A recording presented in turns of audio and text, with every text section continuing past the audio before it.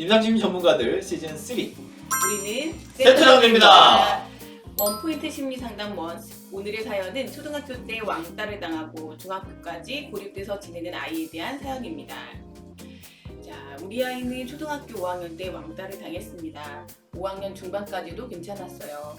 3명이 친했는데 그 한 명이 유독 우리 애를 따돌리고 2명만 만나는 일이 많아졌고요. 그런데 그 애가 우리 애 험담까지 하면서 반에서 모든 애들과 멀어지게 되었습니다. 그 애랑 6학년 내에도 같은 반이 됐는데 그 애가 워낙 활발하고 대장처럼 행동을 하니까 애들이 모두 우리 애랑 놀아주지 않더라고요. 아이가 너무 힘들어하면서도 전학은 안 간다고 해서 학교는 마쳤습니다. 중학교는 초등학교와 거리가 있는 곳에 가게 되어서 동창들은 거의 없었는데요. 1학년 때 누군가 소문을 듣고 자기들끼리 말하는 걸 들었대요. 우리 애가 응답했다느니 하는. 그리고 나서 아이는 반 애들과도 전혀 관계를 맺지 않고 지냈어요. 가끔 놀자고 하는 애들이 있는데도 안 나가더라고요. 중2 올라가서 지금은 괴롭히는 애도 없고 담임 선생님도 괜찮은 것 같은데 아이가 도무지 뭘 하려고 하지 않아요. 그냥 학교만 다니고 애들과 놀지도 않고 집에 오면 핸드폰만 잡고 있습니다. 우리 아이 좀 도와주세요. 지금 사연을 보니까 지금 따돌림을 받았던 경험이 현재 진행형이 아니라 몇 년이 지난 시점인 것 같거든요. 그런데 이제 지금도 이제 고통이 지속되고 있는 것 같습니다. 좀 왜 그러는 걸까요? 일단 좀 제일 중요한 것 중에 하나는 물론 굉장히 힘들었겠지만 어떻게 보면 그 아이가 그 중학교로 올라가면서 한번 타이밍이 있었던 것 같거든요. 그러니까 일종의 좀 리셋하고 새롭게 관계도 맺고 할 수 있는 그런 타이밍이 있었던 것 같은데 그때 이제 소문이 좀 돌게 되면서 다시 약간 위축돼서 그래서 초등학교 때는 뭐 그랬던 경험이 있었을지라도 중학교 때 와서 이제 맥락도 바뀌고 상황도 바뀌고 해서 이제는 괜찮은 경험들을 쌓아갈 수 있는데 그런 어떻게 보면 흔히 얘기하는 교정적 경험이라고 하거든요. 그러니까 이제 이전과의 반응과 다른 경험들을 쌓을 수 있던 기회가 좀 놓친 것이 아마 지금까지 계속 좀 이어지고 있는 그 원인 중에 하나가 아닌가 생각은 들어요. 사파 생각은 좀 어떠세요?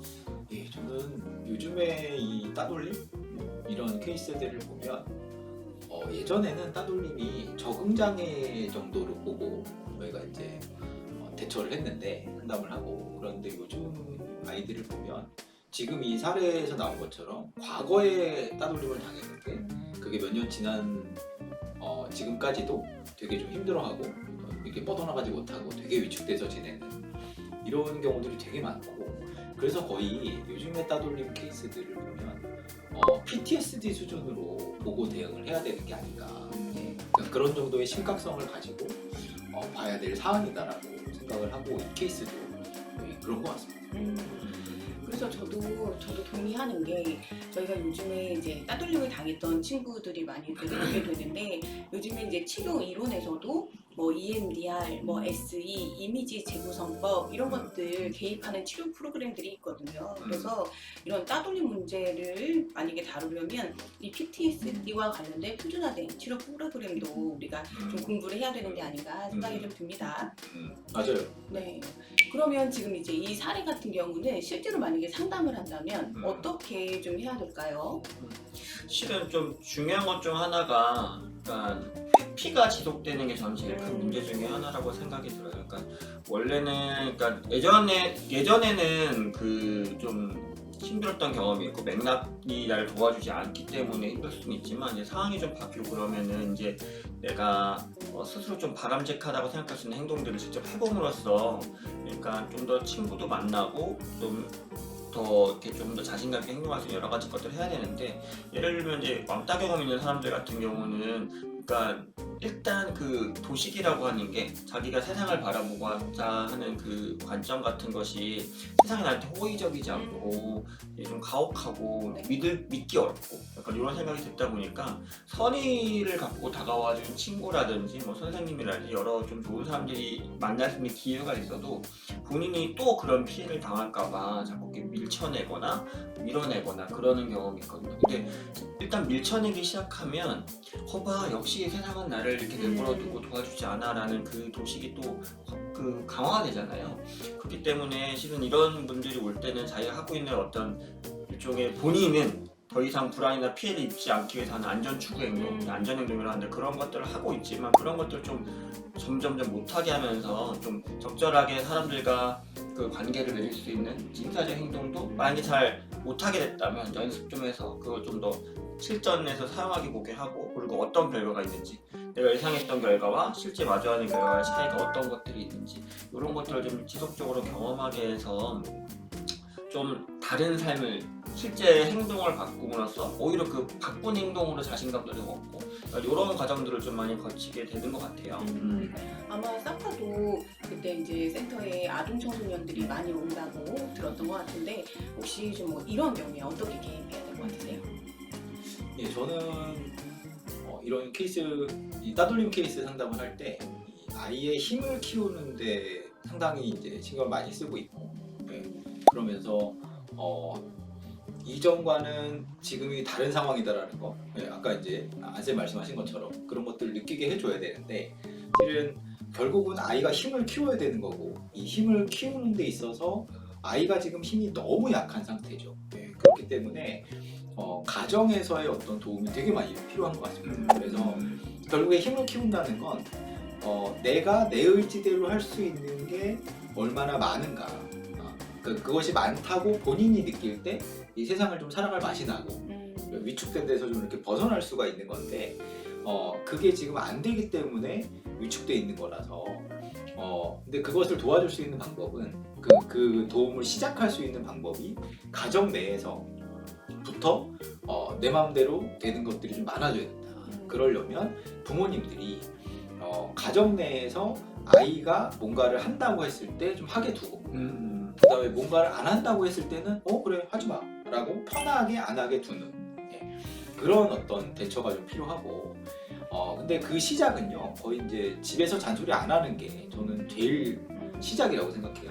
예, 그래서 잔소리라는 게 결국엔 부모가 자기 의지대로 아이들한테 해라 마라 이제 이런 것들을 하는 건데 그 잔소리를 안 하는 것부터가 아이가 하고 싶은 건 편하게 하게 하고 하기 싫은 건 편하게 안 하게 하고 그걸 통해서 통제감을 조금씩 이렇게 키워나갈 수 있는 것 같습니다. 그래서 가정에서는 그렇게 해서 아이의 통제감을 키우고 그러면서 학교에서는 저는 요즘에 위클래스가 상당히 도움을 많이 주고 이런 아이들한테 도움을 되게 많이 주고 있는데 그러니까 위클래스 그리고 담임선생님한테 이 사안을 알려서 아이가 힘들 때는 위클래스로 좀 가서 좀 보호를 받고 좀 안전한 환경에서 있을 수 있게 안전장치를 이제 위클래스에서 마련하게 해주는 이런 시스템이, 그래서 집에서는 통제감을 키우고 학교에서는 보호를 좀 받을 수 있게끔 이렇게 하도록 조금 이렇게 상담을 좀 진행을 하고 있습니다. 그래서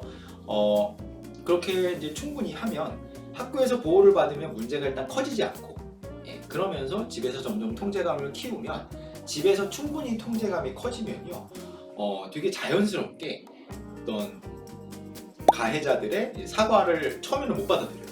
애들이 사과한다 그래도 싫다 그러고 걔네들 보기도 싫다 그러고 사실 이게 회피죠. 예. 그런데 이 사과를 이제 나 이제 받아들일 수 있을 것 같다, 나 직접 걔네들을 볼 수 있을 것 같다 이런 얘기도 하게 되고, 그리고 어떤 아이들은 사과를 요구하기도 하고 이제 받을 준비가 이제 된 거죠. 힘이 커져서. 그래서 그리고 그러면서 자연스럽게 이 따돌림이라는 주제에서 이제 벗어나면서 자기의 또 진로나 취미나 이런 어떤 건강한 욕구들로 초점을 이렇게 옮겨가는 그렇게 되는 것 같습니다. 이 케이스 같은 경우는 실은 지금 현재 진행이라보다는 몇 년 전에 있었던 상황이 지금도 여파가 이어지는 거잖아요. 그래서 어떻게 보면 그때 그 과거에 처리되었을 때 정서가 충분히 처리되지 못한 채로 남아있기 때문에 지금 오히려 더 어떻게 보면 맥락도 상황도 바뀌었는데 그게 마치 이어지고 있는 것 같은 느낌이 도는 걸 수도 있거든요. 그래서 이제 실제 심리 치료할 때 같은 경우는 그때 처리되었을 정서가 처리되지 못한 채로 남아있는 거를 좀 잘 보듬어주기 위해서 그런 식의 개입, 아까 얘기했던 EMDR도 그렇고 신체 감각 기반 치료도 그렇고요, 이미지 생성법도 그렇고 그때 경험에서 좀 처리되었을 정서를 심리 치료적으로 좀 처리를 해주고 그래서 좀 그 과거 경험이 좀 많이 편해지고 가벼워지고 그렇게 되면 오히려 아까 제가 잠깐 말씀드렸던 것처럼 더 바람직한 행동들에 다가오면 더 거기서 밀쳐내지 않고 호의는 호의로 받아들이고 먼저 좀 다가가는 행동들도 좀 먼저 해보게 되고 이렇게 되는 거. 그런 과정에서 아까 얘기했던 것처럼 뭐 사과를 요구하거나 뭐 그쵸. 사과를 실제로 받았을 때 뭐 좀 받아들이게 되거나 이런 것도 좀 커지게 되거나 그런 게 아닌가 싶어요. 예. 지금 말씀을 들어보니까 이제 이번 사례 같은 경우는 이렇게 개입하면 되겠다라고 하는 감이 잡히는데요. 근데 이 사례 경우는 아니지만 만약에 이런 따돌림이 만약에 현재 진행형으로 그쵸. 지금 이제 진행되는 상황이라면 좀 어떻게 개입을 해야 될까요? 저는 다른 개입은 사실 비슷할 것 같은데요. 현재 진행형일 때 제일 중요한 건 가해 자극과의 차단을 하는 거. 그 차단을 적극적으로 하는 것이 되게 중요한 것 같고 그걸 위해서 아이와 그다음에 부모님 그리고 학교를 통해서 상담이 온 경우에는 이제 담임 선생님이나 상담 선생님을 통해서 그 가해 자극과 차단을 하기 위해서 할 수 있는 모든 것을 하도록 하는데 사실 제일 어려운 거는 학교 담임 선생님이나 상담교사는 이제 그런 것들이 다 매뉴얼이 있고 그렇게 이제 대응할 텐데 아이와 부모를 데리고 상담을 할 때 어떻게 이제 그렇게 하게 하는가 이게 이제 되게 좀 중요한 부분인 것 같습니다. 저도 이렇게 상담하다 보면 이제 과거에 따돌림 경험 얘기를 하면서 어떤 애담자들을 많이 보게 되냐면 내가 선생님과 엄마에게 도움을 요청했다.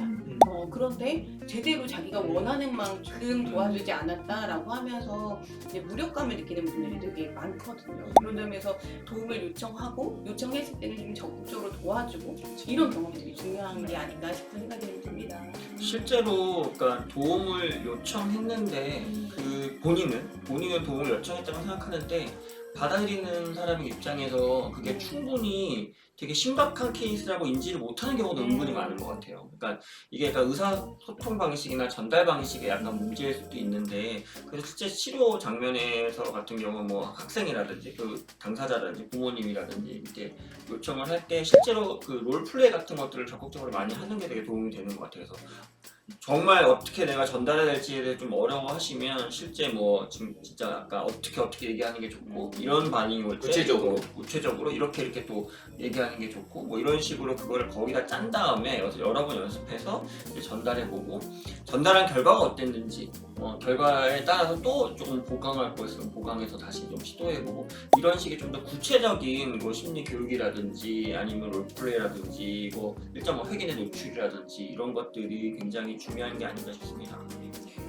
제가 지금 살짝 그런 느낌이 이제 들려고 그랬는데 이 안쌤이 왼쪽만 보고 자꾸 얘기하시니까 하도 당하는 것 같은 느낌이 드는데 갑자기. 저는 어떻게 해야 되나요? 자, 구체적으로 어떻게 말을 해야 될까요? 안쌤이 이쪽만 보고 얘기를 하니까 어. 다른 나는 기분이 좀 봐줬으면 좋겠다. 저렇게 아, 얘기하시면 이렇게 아니, 그렇습니다. 예. 네, 현재 상황에서 실시간으로 그렇지. 개입하는 구체적으로 표현하고 요구하기 위해서. 개입하는 방법을 봤습니다. 구체적으로. 네, 좋습니다. 잠깐 마음이 들었었는데 어떻게 해야 될지 알겠네요. 네네. 알겠습니다. 자, 오늘은 따돌림과 관련된 사연에 대해서 이야기를 해봤는데요. 좀 도움이 되셨기를 바라고요. 오늘의 내용은 여기서 마치겠습니다. 여기는 임상심리학회입니다.